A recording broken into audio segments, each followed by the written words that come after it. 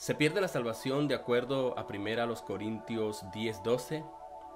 Lo que está diciendo el apóstol Pablo compromete nuestra salvación en 1 Corintios 10:12. Soy el pastor Wister Medina y hoy voy a dar respuesta a esta importante pregunta. Quiero decirles que este versículo dice literalmente así. Ha sido traído a mí cuando se trata del tema de la salvación, si se pierde o no se pierde. Y algunos dicen, sí, la salvación sí se pierde. La salvación puede perderse porque 1 Corintios 10:12 dice lo siguiente. Así que el que piensa estar firme, mire que no caiga. El que piensa estar firme, mire que no caiga. Entonces, ellos dan a entender que la salvación puede perderse porque es el que crea que está firme, el que se crea que está salvo, mire que no caiga. Si dice que no caiga y que mire que no caiga, es probable que pueda caerse. Y si se puede caer, porque puede perder la salvación. Pero bueno, yo quiero que entendamos que para entender las escrituras necesitamos respetar el contexto, necesitamos respetar lo que se dice antes, lo que se dice después y lo que dice el apóstol Pablo en este caso en toda la carta. Pero nada más voy a considerar para dar respuesta a esta pregunta, si se pierde o no se pierde la salvación de acuerdo a este versículo. Voy a usar solamente el contexto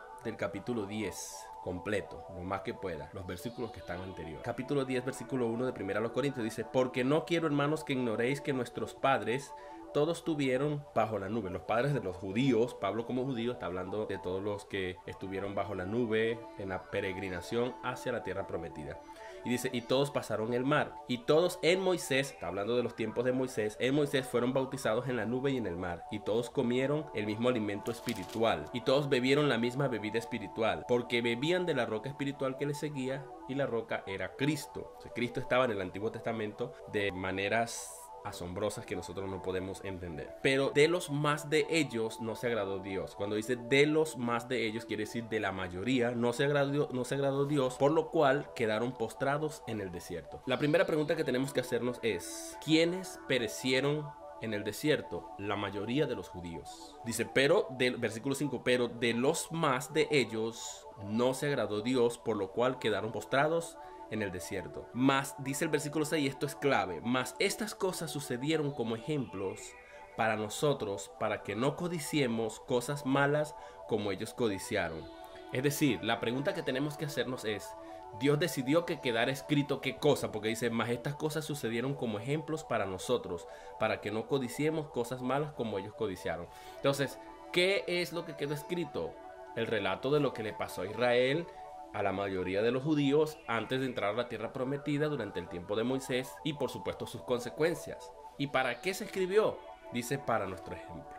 Para ejemplo, ¿con qué propósito? Para nuestro ejemplo. Y ya lo vamos a comprobar aquí. Dice, versículo 6, mas estas cosas sucedieron como ejemplo para nosotros, para que no codiciemos cosas malas como ellos codiciaron, ni seáis idólatras como algunos de ellos, según está escrito, se sentó el pueblo a comer y a beber y se levantó a jugar, ni forniquemos como algunos de ellos fornicaron y cayeron en un día 23,000, ni tentemos al Señor como también algunos de ellos le tentaron y perecieron por las serpientes, ni murmuréis como algunos de ellos murmuraron y perecieron por el destructor. Y estas cosas les acontecieron como ejemplo y están escritas para amonestarnos a nosotros, a quienes han alcanzado los fines de los siglos. Así que el que piensa estar firme, mire que no caiga. Es decir, ¿qué hicieron los judíos para obtener tales consecuencias? ¿Qué fue lo que hicieron que quedó registrado como un ejemplo, como una constancia, como un paralelo, para que nosotros también veamos eso como ejemplo? ¿Qué fue lo que hicieron? Hicieron 5 cosas, cometieron 5 pecados de acuerdo a lo que Pablo está introduciendo acá. Y repito, los contemporáneos al tiempo de Moisés. Dice, número 1, la primera cosa que hicieron es, según el versículo 6, codiciaron cosas malas. Versículo 6 dice, para que no codiciemos cosas malas como ellos codiciaron. Y ahí nosotros nos damos cuenta todo tipo de codicias que tuvieron. No voy a entrar en detalle porque no es el propósito mío. La segunda cosa que hicieron, versículo 7, ni seáis idólatras como algunos de ellos, según está escrito, se sentó el pueblo a comer y a beber y se levantó a jugar. Es decir, fueron idólatras. Esa es la segunda cosa. Fueron idólatras. Codiciaron, se sentó el pueblo a comer, a beber y luego se fueron a jugar. La idolatría para ellos era como un juego prácticamente. No hay un pueblo más idólatra, habiendo visto tantos milagros del Señor, viendo las señales hechas por Moisés, viendo prodigios, viendo el mar abrirse en dos, viendo que Dios los libró de la mano de Faraón, caminando por un desierto. Sus ropas no se desgastaban, sus zapatos no se desgastaban, y Dios los sostenía en el desierto a pesar de todo. Dios proveyó codornices, Dios proveyó el maná del cielo, y viendo todos esos milagros, no hay un pueblo más idólatra que el pueblo de Israel. Y eso es lo que está diciendo aquí. Fueron codiciosos, pero fueron también idólatras. No se conformaron con el maná ni las codornices, sino que querían mucho más. Fueron codiciosos y fueron idólatras. Y luego dice que la tercera cosa es que algunos fornicaron. Y yo quiero dar una observación acá. Dice, ni forniquemos como algunos de ellos fornicaron. Y cuando dice algunos, aunque pareciera como que Pablo dice algunos poquitos, no. La palabra algunos, según el contexto, implica una gran cantidad de personas fueron fornicarios. ¿Cómo yo lo sé? Porque en el versículo 8 dice, ni forniquemos como yo creo que Pablo está siendo irónico aquí cuando dice, ni forniquemos como algunos de ellos fornicaron y cayeron en un solo día, 23,000. Por eso es que digo que Pablo está hablando como en forma irónica diciendo, algunos, unos poquitos nada más por ahí pecaron, cayeron 23,000 en un solo día. No fue una exageración, 23,000 perecieron en un solo día por el pecado de la fornicación. Es decir, que la fornicación, estamos hablando de un tiempo cuando la tierra no estaba poblada, no había miles de millones de habitantes sobre la tierra, habían unos pocos, y en un solo día cayeron 23,000. Es decir, que el pecado más espantoso por el cual perecieron en un solo día fue el pecado de la fornicación. En un solo día perecieron 23,000. El cuarto, y tentaron al Señor. Versículo 9, ni tentemos al Señor, como también algunos de ellos le tentaron y perecieron por las serpientes. Es decir, tentaron al Señor. Ya vemos 4 tipos de pecado. Y viene el último que dice, ni murmuréis, como algunos de ellos murmuraron y perecieron por el destructor. Entonces vemos aquí 5 cosas, 5 pecados que el pueblo de Israel cometió. Número 1, codiciaron. Número 2, fueron idólatras. Número 3, fornicaron. Número 4, tentaron al Señor. Y número 5, murmuraron. ¿Y contra quién murmuraron? Murmuraron contra Dios, murmuraron contra Moisés, murmuraron contra Josué, murmuraron contra la tierra, murmuraron contra los propósitos y la visión de Dios, murmuraron contra todo, y por eso fueron devorados por serpientes y perecieron muchos de ellos, la mayoría de ellos, dice la Biblia. Entonces, 5 pecados que cometió el pueblo de Israel y que se escribieron como ejemplos. Para eso se escribió. ¿Cómo aplican estos ejemplos, estos 5 ejemplos de los que está hablando el apóstol Pablo para los que tienen vida eterna, para los cristianos? ¿Cómo aplican estos versículos para mí? ¿Cómo pueden estos versículos aplicarse a mí? ¿Está hablando el apóstol Pablo de que podemos perder la salvación o que podemos perecer como perecieron ellos? Pues la respuesta está en el versículo 11. El versículo 11 tiene la respuesta a esta interrogante. ¿Cómo aplican estos ejemplos para la vida del cristiano? Bueno, miren lo que dicen y yo lo quiero resaltar. Dice así, y estas cosas les acontecieron ¿a quién? A la mayoría de los judíos como ejemplo, y están escritas ¿para qué? Para amonestarnos a nosotros. ¿A quién? A los cristianos. Pero vean que Pablo no pone en duda nuestra salvación. O sea, estas cosas no se escribieron para decirnos ustedes van a perecer al igual que ellos perecieron, ustedes van a caer como ellos cayeron, ustedes se los van a comer las serpientes. No hay paralelo alguno, eso es ilógico. Lo que está diciendo, estas cosas se escribieron para como ejemplo, que quedaron ahí reflejados como una constancia, y están escritas para amonestarnos. ¿Cómo aplican? En el sentido de que esas cosas sirven para amonestar contra la murmuración, contra la fornicación, contra la idolatría, contra todas estas cosas que se mencionan acá. Entonces estas cosas aplican para utilizarse como un modelo para amonestar. Mire, a Dios no le agrada ni la murmuración, a Dios no le agrada la fornicación, a Dios no le agrada la idolatría, a Dios no le agrada que lo tentemos ni que murmuremos. Todas estas cosas las podemos utilizar como ejemplo para amonestar a nosotros. Vean lo que dice el apóstol Pablo, y este es el punto. Él no pone en tela de juicio la salvación, dice a nosotros, a quienes han alcanzado los fines de los siglos. Él lo da por hecho. Es decir, el apóstol Pablo en este versículo 11 que ellos no citan cuando argumentan que la salvación se pierde, el apóstol Pablo dice que estas cosas se escribieron como ejemplo para amonestarnos a nosotros, para que no caigamos en estas cosas, para que no cometamos los mismos errores que ellos. Pero no aplica en cuanto a las consecuencias, sino en cuanto a que como cristianos estamos llamados a caminar en otro nivel de vida. Por eso él aclara y dice a nosotros, a quienes han alcanzado los fines de los siglos. Es decir, no estamos diciendo que podemos perder la salvación, ya nosotros alcanzamos los fines de los siglos, ya nosotros alcanzamos la vida eterna. Nuestra salvación no está comprometida a pesar de que podamos llegar a caer en estas cosas, pero sí el Señor nos amonesta a que no murmuremos, a que no forniquemos, a que no seamos idólatras,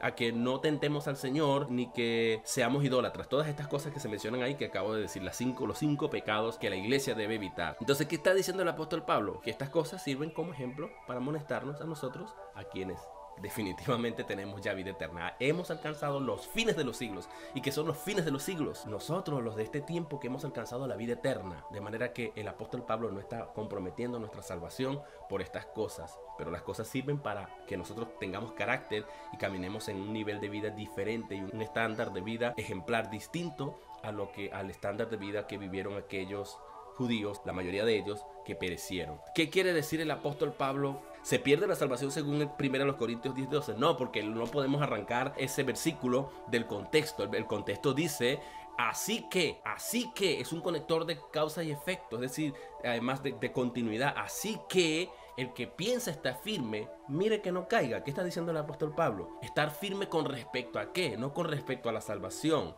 sino con respecto al caer en estas 5 cosas, estos 5 pecados, estas 5 actitudes incorrectas que tuvo el pueblo de Israel en su mayoría. Mire que no caiga ¿qué? De su salvación, no, porque hemos alcanzado los fines de los siglos. No está hablando de la salvación, obviamente. Mire que no caigan, o sea, no tengamos autoconfianza, en pocas palabras. No nos confiemos, no creemos porque como ya yo alcancé vida eterna, yo no puedo caer en murmuraciones, yo no puedo llegar a ser idólatra, yo no puedo caer en fornicación, yo no puedo ser idólatra, yo no puedo murmurar, yo no puedo llegar a tentar a Dios. Por supuesto que puedo hacerlo. Entonces tengo que estar vigilante para no hacer eso. No puedo confiar en mí mismo. El llamado del apóstol es a que confiemos en el Señor y no que confiemos en nosotros. Por eso el versículo 12 dice: así que debido a todas estas cosas que han pasado, ¿de qué manera me sirve esta amonestación? ¿Cómo nos amonesta la Biblia? Bueno, si ustedes creen que están, usted no puede decir, no, yo no peco, ya yo no fornico, ya yo no adultero, ya yo no tiento a Dios, ya yo no puedo hacer eso. No está diciendo eso. Estamos propensos a fallarle al Señor. Estamos propensos a caer y a repetir los mismos errores que cometió el pueblo de Israel en su mayoría.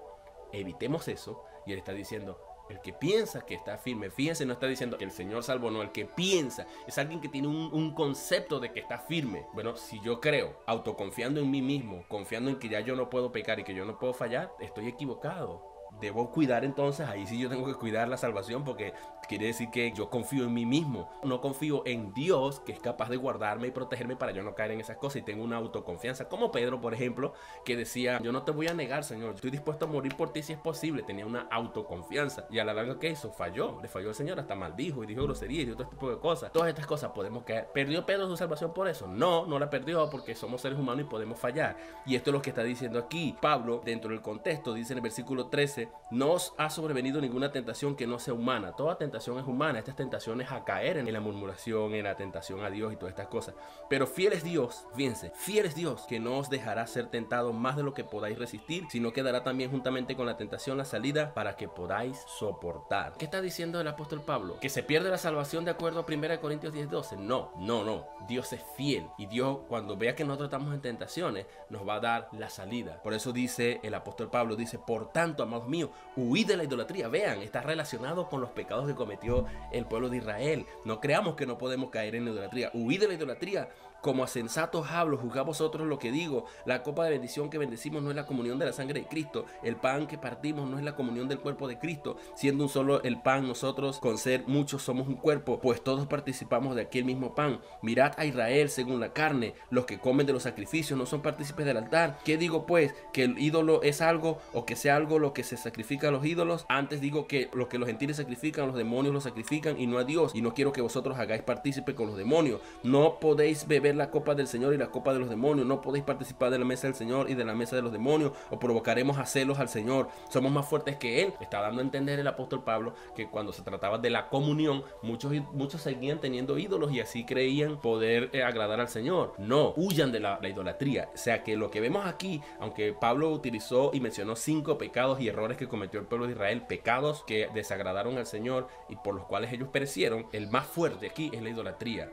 Cuidado, porque detrás de un ídolo hay demonios, es lo que está diciendo, y no podemos sacrificar a los demonios, no podemos comer de las cosas sacrificadas a los demonios, porque estamos bebiendo de la copa del Señor. Somos la iglesia, somos el pueblo del Señor. Entonces el propósito de Pablo era final, de acuerdo a todo lo que hemos visto aquí, era amonestar sobre el desprendimiento, el huir, escapar de la idolatría y entender claramente cuál es el propósito de la cena del Señor, de la cual todos participamos. No podemos tener ídolos y a la vez tomar la cena del Señor. Ese era el propósito, pero para eso él comenzó introduciendo todo lo que pasó como ejemplo para amonestar a que hagamos las cosas como debemos hacerlas. Pero no está hablando de la pérdida de la salvación, porque repito, en el versículo 11 dice que estas cosas se escribieron para amonestarnos a los que hemos alcanzado los fines de los siglos. De manera que ¿se pierde la salvación de acuerdo a 1 Corintios 10:12? No se pierde la salvación. Y el que confía en sí mismo, que cree que no puede caer, ¿caer de qué? Caer en murmuración, en tentación, en idolatría, y todas estas cosas, idolatría. Bueno, huya de estas cosas, cuídense y velen. No crean que no podemos llegar a caer en estas cosas. Recuerden que el Señor quiere que ustedes caminen en un estándar distinto y en una novedad de vida que es en Cristo Jesús. Que Dios les bendiga, la salvación no se pierde. No utilicemos los versículos descontextualizados para implicar o hacer y obligar a la Biblia que diga lo que realmente no dice. Que Dios les bendiga. Amén.